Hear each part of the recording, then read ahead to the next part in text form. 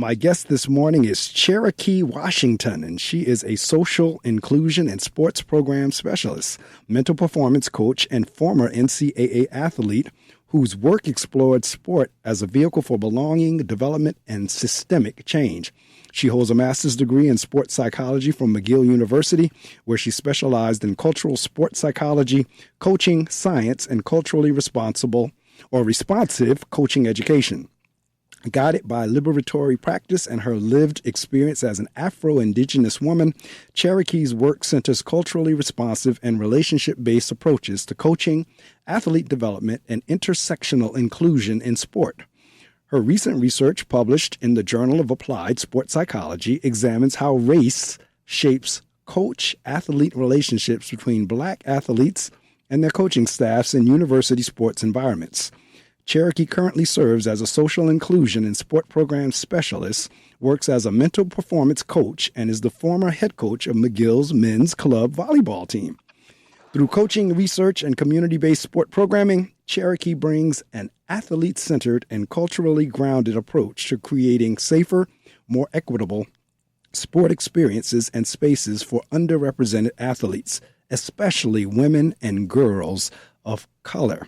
Ladies and gentlemen, welcome to the Reading Circle microphones, Cherokee Washington. Cherokee, again, good morning. Good morning. Good afternoon, too. Yeah, that's right. Good morning for me. Good afternoon for you. We got to do the time. That's right. So it's like, and I was texting her this morning. I said, good afternoon, because I knew she was over there.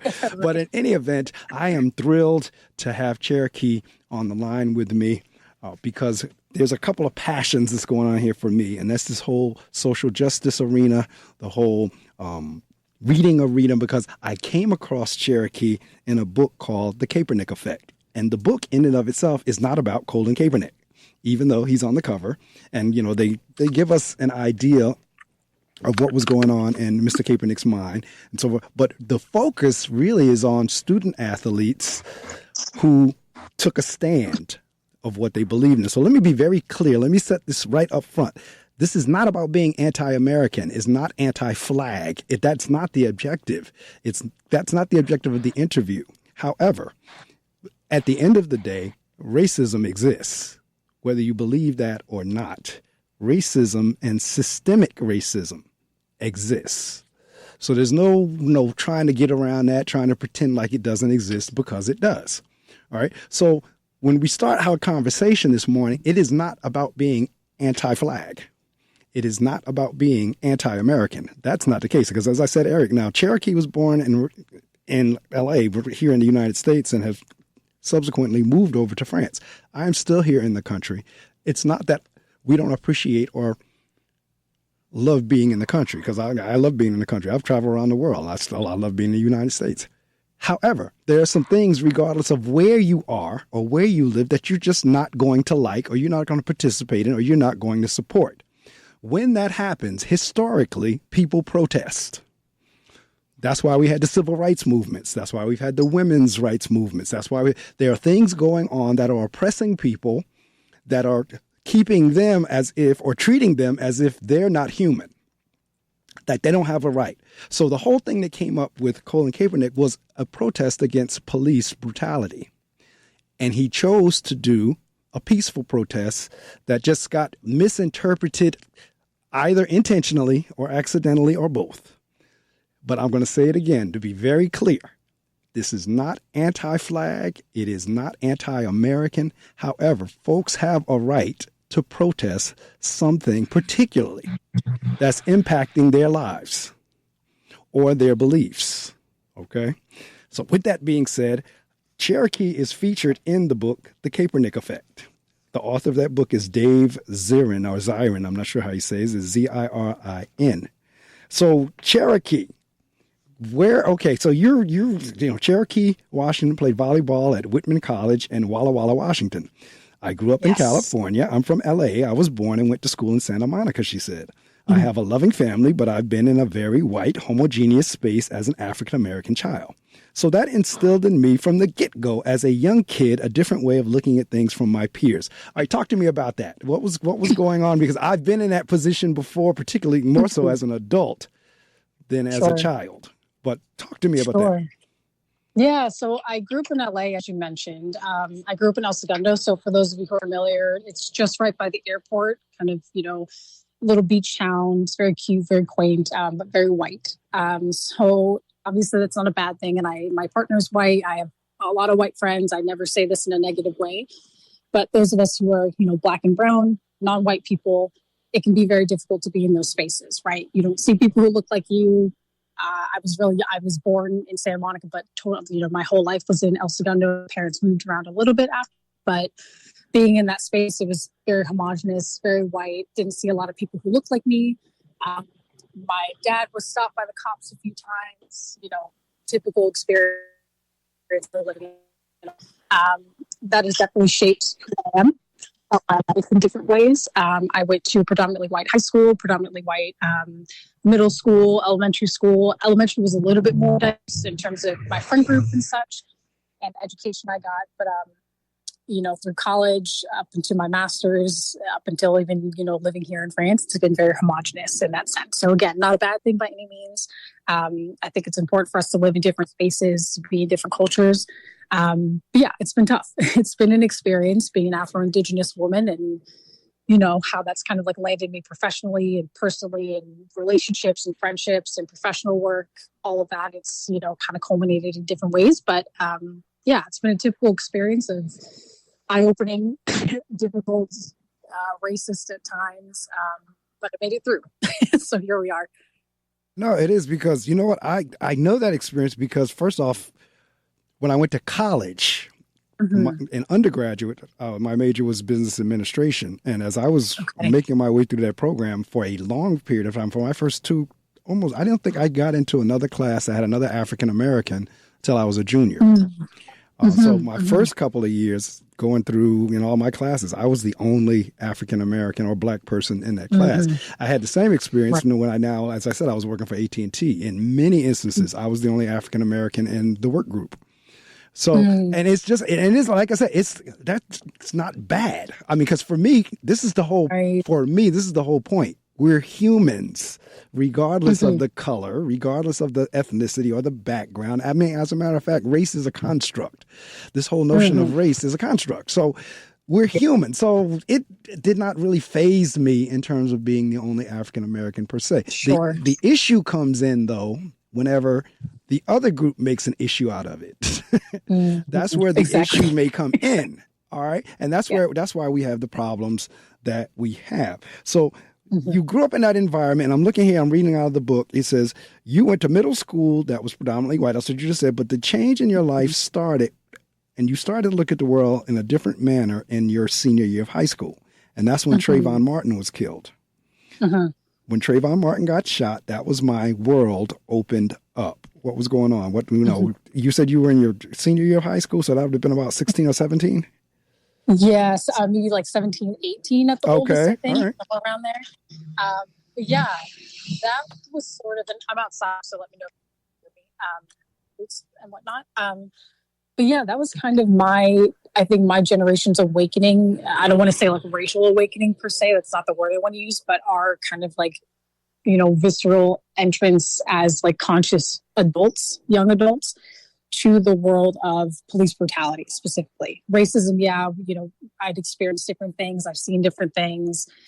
I've heard things, seen things, happen to my family and such. But that was my first real experience where I was like, wow, that could be me. That could be my friend. That could be, my little brother. That could be anyone that I know who is black or brown. And obviously, we learn about, folks like Emmett Till. We learn about the long, long list of folks, from the civil rights movement who have, been in similar situations at the hand of, white supremacy. But that was the first time with Trayvon Martin for my generation, I think, that it was really in our faces. And it was, again, kind of a moment where we were like, well, that literally could be one of us. And we knew that, conversations that we have with our families and our parents, you get to talk, keep your hands on the wheels when the cops pull you over, that sort of thing. And just general conversations about, walking the world in a black body. But to really see it in the news and to have that experience in that way from afar, but within our community, that opened my eyes in a way where I was like, all right, this is something that I feel very strongly about in terms of, my own work as an activist. And I think that kind of changed something in my mind that I can't quite put into words, but I'm sure a lot of us experienced it in that way. And, we're seeing the same thing still happen today with Merlin Wells and, the long list of other folks who've been, murdered by police and by, white supremacy again. But yeah, I think long answer short, that was my first kind of entrance as a conscious young adult where I was like, oh, this is really in our faces in a different way. It's interesting because a few of you in the book reference the Trayvon Martin incidents. There's at least one or two more that referenced Trayvon Martin, like really kind of like, I guess because you all were kind of like in that same age category. And you're right. It does hit you in terms of that could be me. And, whenever I'm talking to my students, because I'm a principal at a school in an urban area, and we're constantly having the talk with our students as well, if you will. I know they have it, I guess they have it with their parents, I know, but I know they do have an opportunity to have it with me, particularly in the school that I just led, because it was very small and it was an all-male school. It was a leadership school. Sure. So we constantly had that information. And I would tell them, I said, look, let me be clear with you. Whenever I'm not here in the school, I'm not in suit and tie. I said, when I go home, I put on jeans and a hoodie just like you do. I said, now, if by chance the police are looking for someone that kind of sort of fits my description, there's nothing stopping it from they could care less that I'm a principal. Right. They could care less about what degrees I have. They could care, all they know is they're looking for an African-American male. And if I happen to fit that description, there's no telling what could happen in terms of whether it be, and that's just the reality of it is our Caucasian brothers and sisters in terms of how they're treated when they perpetrate a crime is, now people can try to deny it if they want to, but there's a total difference between the perpetrator whenever they're Caucasian versus when they're African American. Particularly in the cases that make, I don't know about cases that don't make the news, but the cases that do make the news, it's stark. Oh, we're having connections. Oh, there we go. It's stark, and so we never know. So now, Kaepernick comes up with a protest method of, you know what, at the game, I'm a pro football quarterback, yada, yada, yada. At the games, whenever the national anthem is being played, I'm just going to be quiet. I'm going to take a knee. That was the method. It caused havoc. Just folks lost their minds. Matter of fact, for the most part, Colin Kaepernick lost everything in terms of his NFL career because of that. And so, because over the last couple of years, there have been teams that have really been hurting for quarterbacks. I mean, really been hurting for quarterbacks. They went to the point where they've brought back people who were 40 and 45 years old that they've passed over colon. I guess they just didn't want to be associated or bothered with that. But in any event, he comes up with this, and you all now, because that's the upshot of the book, is how now students mirrored that or took that on as their So what was going through your mind whenever you decided, because I know you say it here in the book, you know what, I'm going to, do a protest on this police brutality thing? Yeah, so that would have been my junior year of college. And it was a time when Trump had just come into office, and the whole campus, my student body and my generation, everybody was like, what just happened? So we were very politically charged, I would say. To kind of set the context, Whitman is it's very white and very harmful to those of us who are not white-bodied, to put it very bluntly. A lot of our experiences are similar in the sense of you can be an international student who's Black or brown, you can be from the States, you can be from California, from Washington, New York. We all have very similar through lines of, harm that we experience. So it was an interesting journey, to say the least. But I was on the volleyball team at the time, and it was my junior year. Politically, everything is a mess. I believe there was another Black young male who was shot at the time as well. All kinds of stuff was happening. There was the Dakota pipeline that was going on. So we were, again, very politically charged. Just in general, and everybody was kind of in that conscious mindset of, okay, what are we going to do as a class, as a generation, as young people to, make this world a better place based on what's happening now? And so because I was on the volleyball team, I've always been inclined to use my political, stances and such, to use my athletic platform to, not speak them and to put them down people's throats or, to make people believe what I believe. But I think as athletes, we have a duty to, represent our communities. And I'm representing, Black folks on campus, brown people on campus, brown athletes on campus, young athletes who are in the community who look like me. So it's not just me, I'm, there for other people too. So I know, obviously representing the university as well. So long story short, I was the only Black girl on the team. There was another girl who was there with me briefly, but she transferred just based on her own experiences. And so our team was quite diverse.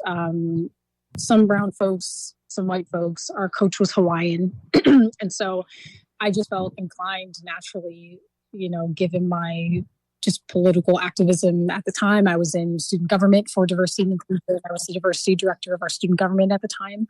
I was part of a program that focused on teaching civil rights education in the community to young students. So I was very, just involved in that sense. So I used my platform as a volleyball player to, do what Kat was doing. I thought it was excellent. I thought it was something that felt right for me, where it was peaceful.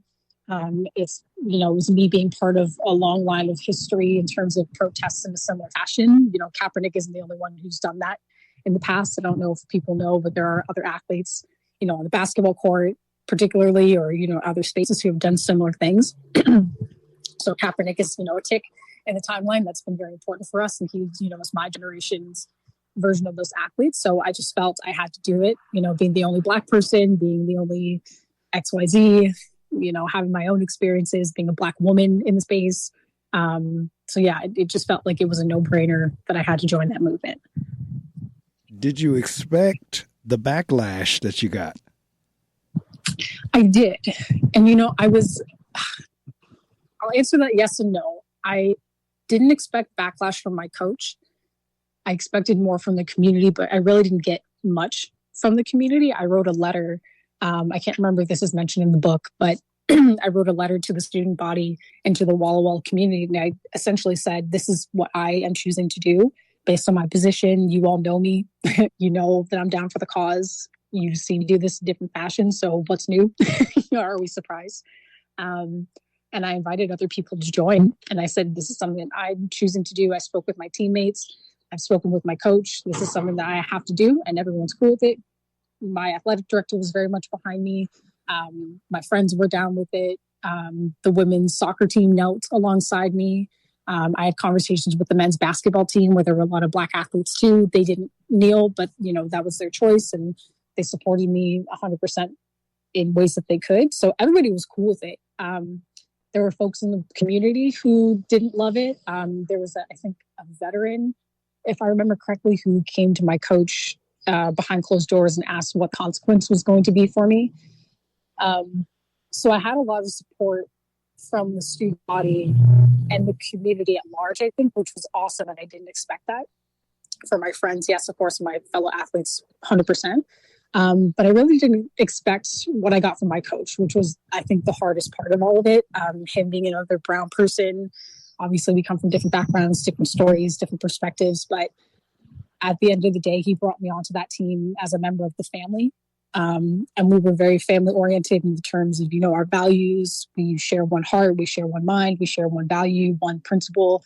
We share the court, but we're always a family off the court. And the way that he kind of turned back and flipped it on me was shocking, to say the least. So in terms of that took to me, and again, you were because if I remember correctly, did you say your father was in the military? Yes, he was. Okay. I was in the military as well. I'm a veteran as well. Not any time, even when the whole thing came out with Cap, did I see that as anti-veteran or anti-military. Right. There was no time I saw it as that. I did not. That's not how I perceived it. And maybe because I'm Black, maybe that's why I didn't perceive it that way. I don't know. But I just did not perceive that as anti-military or anti, like I said earlier as we opened up. I just did not see that as anti-flag, anti-American. But what I did see it as, and I guess that's the same message, was a message to let folks know this has got to stop. People are losing their lives. But part of the problem is whenever whoever's doing what they're doing, they don't see Black people as human. They don't see them as a human being. So that's why it's like, okay, I didn't kill another human being because I don't see them as human. I mean, historically, that's the way it always has been. I can sleep at night because that wasn't a human. Right. But he was trying to make the statement to say, yes, I am human too, and you are killing people. Yeah, exactly. So I just did not see that. No, I just did not see that as anti-veteran and anti-military and anti-country and anti-flag. I just did not see it as that. Exactly. Yeah. Pro-Black does not mean anti-military. Correct. By any means. Correct. I mean, because I can be militant as well in terms of, matter of fact, this last degree that I got, it was in educational leadership, but it was the second half of it was social justice. It was social justice, and we had to do our degree. We had to do our coursework through a social justice lens. Oh, interesting. Like how is your leadership going to impact social justice? Or how is what you're doing? How is you as a leader going to impact, social justice? So that's part. So my thing is, and this is what I said, like I said earlier, in terms of us all being human. Being pro-Black does not mean being anti-white. And a lot of people think that, and that's not the case. But at the same time, I'm not going to sit here and allow you to run over me and oppress me either. Exactly. Yep. That's so perfectly said. 100%. So what from us, is it because everybody couldn't do that? Everybody doesn't have that mindset. Everybody wouldn't be able to just say, you know what, regardless of the consequences, I'm doing this. I'm sitting down. I'm taking a knee. Yada yada. Because that's why I go back to that first question of, and I see you kind of like you said throughout your time, you always kind of had that activist spirit. So, for you, was it like something you were nervous and scared about, encouraged about, or was it kind of like, yeah, I'm doing this? It was a little bit of both. I think it was maybe 90% I'm doing this, no question, and 10% I'm a bit nervous just because I didn't know, with Trump in office, like people were getting a little more wacko on the streets and things were happening, and it was just a little bit more unpredictable as it's grown now. So I was definitely not afraid for my life. Like I can say I definitely had the privilege of being in a safe space on campus. But again, you never know. Like you never know what people in the community are going to do. The campus is open. It's police brutality. You just never know what's going to happen. So I was nervous in the sense of, yes, there's unpredictability and perhaps, I could be kicked off the team or something could happen elsewhere. But again, I think because I had the support of my team, my friends, other athletes, coaches. There's a coach named John who's still at Whitman, and I always shout him out because he was my biggest supporter. He's the tennis coach at McGill, not McGill, at Whitman. And he had my back from day one. He was like, whatever you need, I got you too. And he's carried that message of protests forward with me and for other athletes, which has been really incredible. So having the support of people like him, and I had other supportive folks, in my academic department and other people, I think that community aspect where I really knew that I had people who were down for the cause and would do anything to help protect me, that's what drove me, I think, in that 90% too, where I was like, I have nothing to lose. I can't get much worse than this. Like this is, there's only so much I could do as a young person anyway, and given my platform, why wouldn't I use it if I can? And it was more for, again, young athletes, right, who look like me, for the next Black girl who's going to be on the team, or the next Black athlete who was going to be, in that space in a different way. I felt like I had to do it for them and for me. So yeah, it was a bit of nerves, 10%, but I think 90% I was like, you know what, we got nothing to lose, so like, why not, But see, that's interesting that you say I had nothing to lose, but you did have a lot to lose. In terms of depending on if they decided to kick you off the team or kick you out of the college or whatever, you did have a lot to lose from that. Yeah, that's why right. I think for me, I'm gonna tell you, I was reading the book and I was blown away at the stories. And what I did, I literally highlighted each of your names And I as you know, I reached out to you all on LinkedIn. I said, I got to see if I can get in touch with you. So, and I got most of you, I think there's only one or two that wasn't on LinkedIn or whatever, but most of you that I reached out to did respond back because, and matter of fact, I think a couple of others are going to do the show, later on in the year. But, because you were the first one that said, yeah, I'll do it. And I was like, great. So, but I was so blown away by all of you in terms of the courage to me that it took to do that, knowing that you stood to lose either your scholarship. I mean, some people lost scholarships. Some people lost, being in the school altogether. They had to transfer. Others got kicked off the team. So I noticed, I'm reading from the book again, that you observed, and you mentioned the basketball team, the men's basketball team a couple of minutes ago, but you're saying, what I'm seeing here is most of your support came from the females. Yes, it did. It did, which was interesting. And I think it's not a generalization, and it's more of like a superpower I think that we have as women, especially Black women. From my perspective and my experiences being in Black faces, being from a Black family, seeing the matriarchs of my family, it's so important that we recognize and name and acknowledge that Black women and Indigenous women actually are the backbone of society. Like, we have held down the fort. Yes, Black men, Indigenous men, brown men have done the same in different ways, but there's a different perspective, I think, that we've had to take because of our experiences, because of our intersectional identities, because of the way that we've been oppressed in certain ways that men don't have in the exact same ways, based on gender, based on other things. It's a different way that I think we've had to support one another and support everybody else. So again, that's not negating. I don't want to say that negates, the support that other folks have done, that Black men have done. I think that becomes a conversation sometimes where it's like, well, Black women do this, but then what do Black men do? That's not what I'm saying. But I do think we have to acknowledge that we've held it down, right? We held it down for society. We've held it down for us. We've held it down for our community and vice versa. So I think within that perspective of being a Black and Indigenous woman, that didn't surprise me at all. And I think there's a different conversation too that happens with maybe Black men in athletic spaces, where they do have a lot to lose in a different way, right? I have a lot to lose, but they have a lot to lose in a different way because of the way that they are seen, and they're not as invisible as I am. Like, that idea of hypervisibility, but invisibility applies to me, where, I am a Black woman. You can see that, but also my gender kind of hides certain things, and it gets a little bit more muddy. And yes, there are obviously certain things that,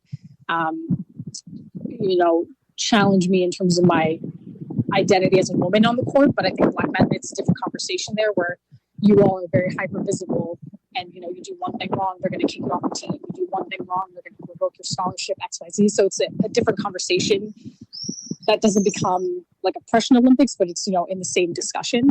So I think they had different conversations where they had certain things that they could lose, and the Black folks on the team there were my really good friends. And they were like, we got you 100%. We just can't do it on our team because it's a different context. It's a different, perspective. They had their own troubles with their coaches. They had their own, ways that they had to navigate things. So I totally respected that. And I was like, you know what? I got you. It's all good. I completely understand. So I think, yeah, it's an interesting conversation of where I think women are always just like down, because I think we've had different oppressors where we really have to band together, and we can, kind of connect in different ways. And the women's soccer team, we were all friends, but they were like, but we're also women, so we know what it's like to be oppressed in a different way. So of course we're going to stand up and do the same thing. And their coach was very oriented to social justice too, versus I don't know what was going on with the men and what their coach was doing in that context. But historically, they have their own contexts, their own battles to deal with there too. So yeah, I think it's just different conversations within the same discussion, where we just tend to, I think, be down to like get in there and just do things for each other a little bit differently. All right, listening audience, I hope you've been with me since 6, but I really hope you've been with me since 7, because my guest this morning is Cherokee Washington. And we're talking about Cherokee's inclusion in the book, The Kaepernick Effect. And at the time, Cherokee was a student athlete, and she used her platform to protest peacefully against police brutality and other things that go on racially. And racism, systemic racism within the country and the world. It got to the point where she just got fed up with how things were going on and felt, listen, I need to do something. I'm only one person, but I need to do something, because all of these various movements really do start with one person. Wow, we're getting a lot of feedback now. It really does start with one person. And so if everyone would take on, there's got to be something I can do, if nothing else, than to let people know that this has got to stop. As I said earlier, there's a lot of things that's going on worldwide, and particularly in the United States, that really needs to stop. Cherokee, a lot of times folks are, they ask the question, do you always have to bring up race? Are Black people always whining? Why are you always... We're whining because this stuff is still going on. Yeah. I mean, this stuff, people are still getting killed. Mm-hmm. People are still not getting jobs. People are still not getting paid as much. All the isms are still there. Because it's interesting that you just brought up the whole notion of there's this whole notion of privilege. All right. And privilege is not just with race. I mean, I'm a male, and at the end of the day, males have privilege. We do. Now, maybe you won't hear males admit that, but at the end of the day, when it comes down to gender, males have privilege. And so women have always had to fight that. Not only do they have to fight the race issue, they've always had to fight the gender issue also. Yeah. Okay. Unfortunately. Yeah, and so when we start doing these various protests, because see, back in the 60s, in the civil rights movement with Dr. King and all those folks, they actually did use children. I mean, that was done. People thought that was kind of something that came over, but that was done by design. To include the kids in the various protests, that was done by design. So one of the things that I applauded as I read through this book, that all of you were young. Each student, you all were like either in your teens or early 20s, one or the other. All of you weren't old. Right. You all felt you had to do something at a young age, which I found out it was great. I was in my glory reading this book. I love it. Because, I mean, it told each of your stories, and all of you were young, and you made a decision to get off the bench. You made a decision to get in the game. In other words, it's one thing to look and complain about everything that's going on, and it's another thing to get in the game and say, I'm going to do something about it. Sure. Absolutely. 100%. So in terms of, because one of the questions I would ask each of you when I reached out on LinkedIn to you was kind of like, all right, did it impact what you're doing now, or in your ability to get a job, or in your ability to do whatever it is that you're doing? The fact that you were now a part of this, did it come into play now, whenever you wanted to get your job or what have you? It's a good question. It really hasn't followed me in a negative way. I think, again, I'll use the word privilege because of the space that I was in and the time we were in. I think people... Obviously, all of our stories are very different. People got kicked off their teams, scholarships revoked. I'm sure it's followed certain people, throughout their lives. I was really lucky that although my college was very white and very problematic, everybody knew it. So we were all ringing the bells at the same time. So my story is just one in a long, long, long list of a lot of other, problematic things that have happened at that college.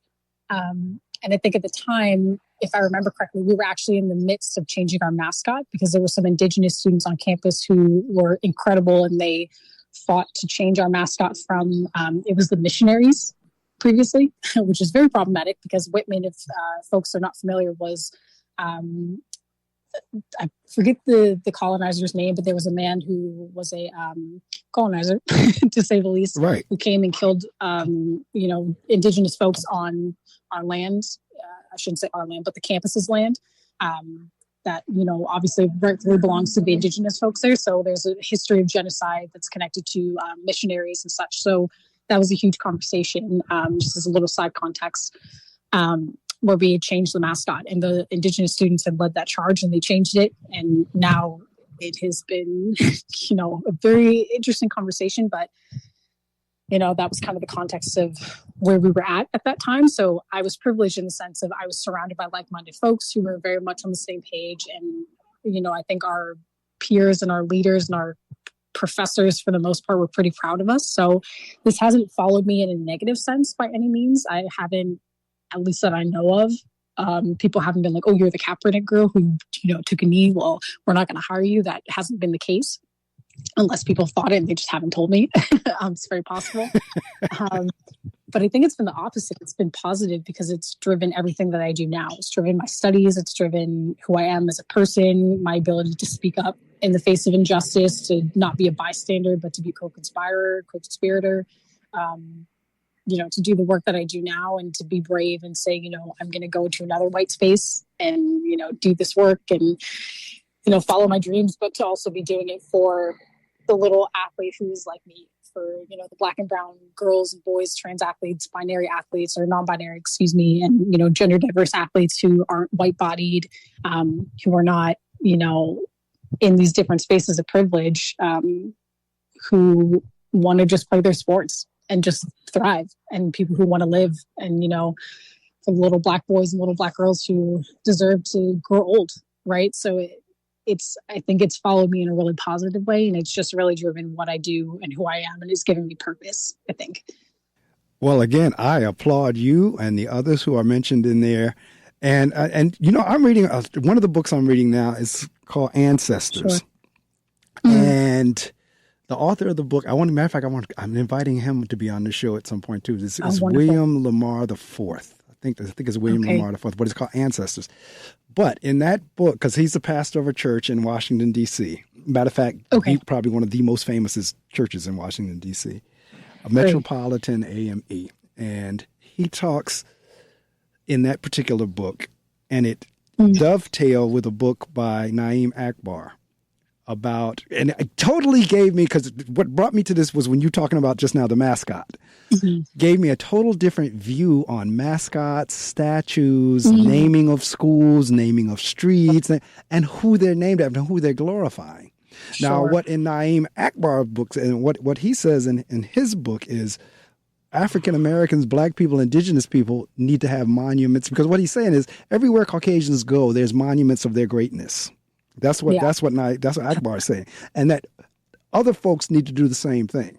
That they, wherever around them or their area, whatever, they need to have their, whatever it is that represents greatness for them, they need to have that around them, so that everywhere they go, they see their greatness. So the same thing, that's what Lamar talks about in Ancestors, that in Washington, D.C., all these various monuments, for the most part, is celebrating the folks back, the slave masters and the, so forth and so on. That's who the celebration is about. All right. And so just the fact that you were just saying that about the mascots being the missionaries and knowing the history of it is exactly what people are beginning to recognize now. But it also works the flip side, too, when you have people building monuments to themselves. Because that's what's going on now, is that you have folks that are building monuments to themselves that's going to essentially do the same thing. Yeah, exactly.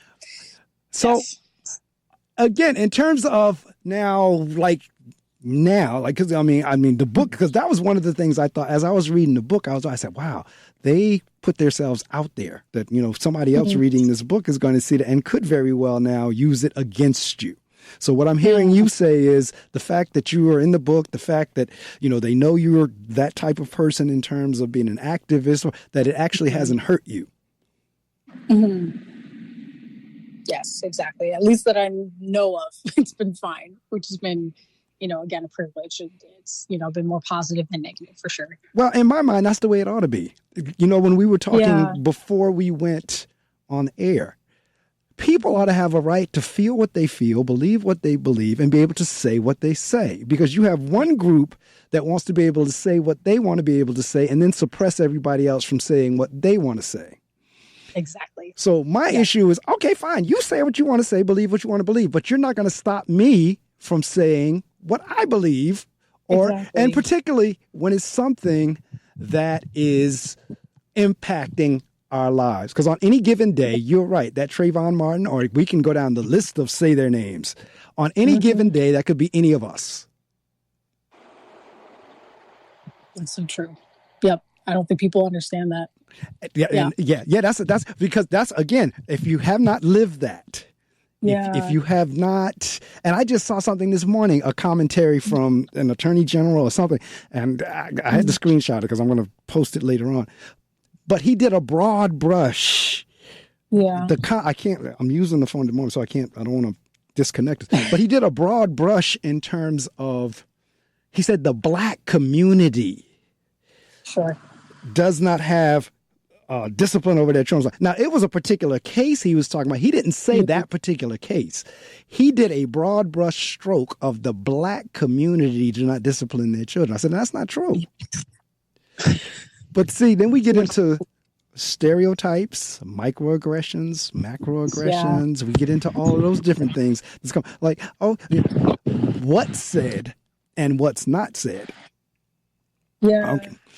So that's why I say, for those of you, and especially at your ages, I think that's what, had you all been in your 40s or 50s or something like that, I'd be like, but you all were young and taking a stand. Yeah. Looking back at it, it's a very vulnerable time. And looking back, like have you, all of you who were mentioned in the book, have you all ever met each other? No, we haven't. Other people might have, but I haven't ever met anybody. Right, because there's, like I said, there's different ones. I literally, like I said, every time a different name would come up, I'd take my highlighter and highlight the name. And I said, okay, what? I am going to look them up on LinkedIn.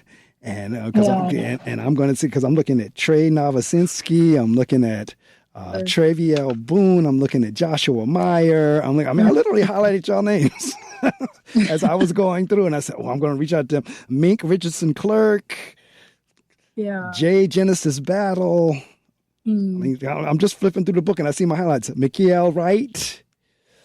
And see, and again, because the only way things change, sadly, is for people to speak out or either act out, one or the other. As long as people keep taking and not saying anything, folks are going to keep on. They're going to keep on doing what they do. Absolutely. Yeah. And I don't think people realize, like, it's so awesome to hear you read the names and even to think back about, the whole project itself and to be part of it. And the fact that you're even, giving us our flowers. Like, I so appreciate that. And I thank you, Mark, for even, giving us a platform to, not only be encouraged and, again, given our flowers, but to speak about it and speak about the problems. But I think people forget that students and young folks are so important in these movements. Like, when you unlock the mind and like the radical truth, as I like to say, about our history, about, certain things about the world, about what actually has happened in the past, especially for those of us who are American and have been, fed lies and, live in a country where the government does not want us to know any of this stuff. It makes a big difference. Like, there's so many movements in the past where students have led them, where young folks have led them. And yes, obviously other people, older generations, there's been so many leaders, but even folks like Malcolm X, right? And women and different people and all the leaders, a lot of them were young, right? They were in their 30s. That is correct. Matter of fact, King and X, both of them died. They got killed at 39. Exactly. Yeah. There were folks, so many people who were young. People don't realize that. It is. And the interesting thing about, and maybe I could be wrong, but I think the generations coming, the younger people now are not so much, I'm not saying they're not, but I don't think they're as much as back in the old days. I don't think they're so much into the ism thing, the kids coming out. But I'll tell you where the isms start is at the dinner table. The isms start at home at the dinner table, because if you have a bunch of various babies, boys and girls, all different colors, all different backgrounds, you put them in a circle and put a ball in the middle of them, the only thing those kids are concerned about as toddlers is getting to play with that ball. Yeah, that's so true. Right, they don't care what color the next baby is next to them. They don't care whether it's a boy or a girl, whether it's straight hair or kinky hair. All they want to do is play together. We don't get into this race thing till folks start making commentary and discussions at home about why you can't play with them. Exactly. Yeah, Well, it's taught. It's taught. Right? It's like, well, how come I can't play with him? Because he's dark skinned. I mean, I'm a senior saint now. I'm a senior citizen for the most part, and I have had some examples of various racist things that's gone on with me personally throughout the years. I can remember, and this when the little girl said it, she was a little girl. I don't think she knew what she was saying, but she was. I think I was like maybe 4 or 5, and she was about that same age, and we were in a store. And I heard the little girl ask her mother, "Mommy, are they dirty?" She was associating the dark skin with that must be dirt on them. Or because I'm giving her the benefit of the doubt because we were kids. Yeah. All right. Or she really was asking, are those folks dirty? Are they, nasty? Are they? But I honestly believe because we were only like 4 or 5, and I still remember that to this day, and that's over 60 years ago. Yeah. All right. I remember the little girl in the store say, "Mommy, are they dirty?" Because, like I said, these are things discussed at home. There's stories like Martin Luther King. One of his first best friend was white, and they were together until the other family said you can't play with him anymore. Right. Yeah. So it's like this is not something that is necessarily innate. It's like you said, it's learned. Exactly. Yeah, it is. And it's not course correcting when little kids say stuff like that.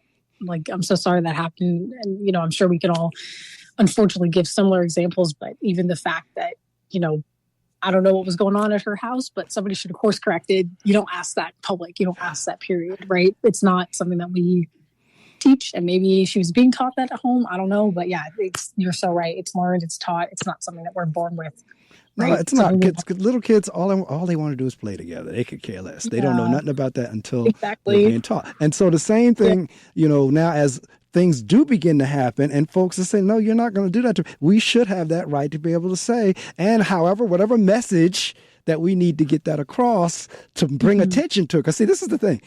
The whole thing, it like I said, for me, personal opinion, it was not anti-American. It was not anti-military. It was not anti-flag. It was anti-police brutality. So in a sense, we almost cared more about a song than we did somebody's life. Exactly. Which is wild. And even that conversation, I'm sure you discussed this with other folks in your circle, but that conversation of, it becomes so black and white, for lack of better terms, where if you're taking a knee or you're, I still sit for the national anthem. Even here in France, I don't stand for our national anthem at all. And I think people forget that it's not really black and white, and it's not this conversation of like, 50-50 this, 50-50 that. It's really comes down to what you said, like protecting lives, right? And it's not just because you're pro-black or you're pro not being murdered, like when it comes down to it, because of the color of your skin. That doesn't make you anti-police. That doesn't make you anti-this, anti-that. But also, let's talk about being anti-police. Like, it's not a bad thing, in my opinion. My opinions around police and what that means in the system, as it is and the history of it. But correct. That's a bigger conversation that we don't have also as people. Like, why are people anti-police? Why are we anti-flag? Why are we this?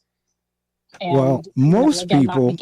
And like you said, this is not a discussion here, but most people don't even know the history of why police forces were created. Exactly. And so because people knew they would have different opinions. and I'm an educator. So my whole thing is, if people would truly, and I know everybody's busy, but that's also a reason why we're doing this book banning and everything else. We don't want people to know. But if people were to study and people were to educate themselves, they might not just be so quick to go with the soundbite. Because I'm convinced a lot of us here, we're soundbite people. We just, whatever's told us on the news or whatever sound clip we get on it, that's what we run with. Exactly. And we don't ask the question, does that make sense to you? Because there's a lot of sound bites I had that don't make sense to me. That just doesn't make sense. Like I heard the newscaster say it. I heard the anchor say it, but that just does not make sense. I don't think people ask that question to themselves of, does that make sense to you? And if it does, then I have to wonder. Like if that make a lot of stuff that's being said that don't make sense to me, but for some people it does make sense to them. So that causes me to wonder. Okay. Yeah. So, but again, listening audience, my guest this morning is Cherokee Washington. She is calling me all the way from France. What part of France are you in? So I'm in a little suburb just outside of Paris. Okay. So Okay. Yeah. Little tiny suburb in the countryside.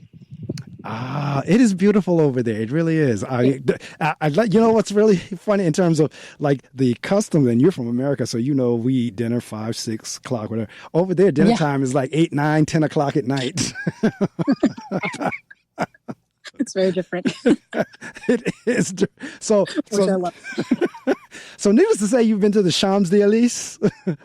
Yes, I have. Yes. Yes, I remember they have some stores on there. They have some stores on the Champs and the surrounding areas. I remember going to the Eiffel Tower. I actually walked right under the Eiffel Tower. I was right because the matter of fact, there's like the bathrooms and everything. You have to go down the steps and go under. Yeah. So I remember going to the restroom there where I had to go down the stairs. I remember walking under the Eiffel Tower and looking up. Awesome. Love it. So again, so how did you wind up there? How did you wind up in Paris? So long story short, I met my partner in Montreal about 4 years ago. I was there for my master's, and he was working. And so we met, and, the rest is history. And we were trying to figure out where to go. He's French. So he was like, why don't we just go to France? Like, nothing is tying us to Montreal. We're done with our, what we need to do here. And I was in the midst of finishing up my studies, and I could do everything remotely at that point. So we decided to pack it up and go to France and, live near his family and try that. So we lived in Paris for a little under 2 years, and then left because it was a little bit complex with work visas and, the details and such. So we actually went to Vancouver in Canada, ended up back in Montreal for a little bit, and now we're back in France. So we're staying put for now. It just feels like it's home in a different way. Nice to be back and nice to be out of North America for the time being. Exactly. So in terms of so we're talking police brutality here in the United States. Do you have that issue, or is that an issue there? Yeah, so it's a little bit different here. I don't want to say that I'm an expert because I'm still learning. It's definitely different in the sense of when I walk around Paris, like I feel fine. Like I don't feel afraid to be by the police. Like I'm scared, yes, in the sense of it's a natural reaction and an instinct that I have as a person of color, as a Black person. But they don't really bother you as much. And that's just been my experience. Police brutality does happen here. It's mostly with Black and Arabic folks. Based on the history here, it's very, there's a history of colonization, and folks who come from Algeria. That's a big conversation too. There's a lot of racism and, discrimination with those communities. So I haven't seen police brutality in my experience, and I haven't experienced things in the same way that I have in the States. But that's not to say that, it's still policing. It still comes from the same system historically that all policing systems come from. So it does happen for sure. The conversations are a little bit different here, where people don't say it's always about race right away, but we know it's usually about race, or for them, it's more nationality and like who is French, who is not.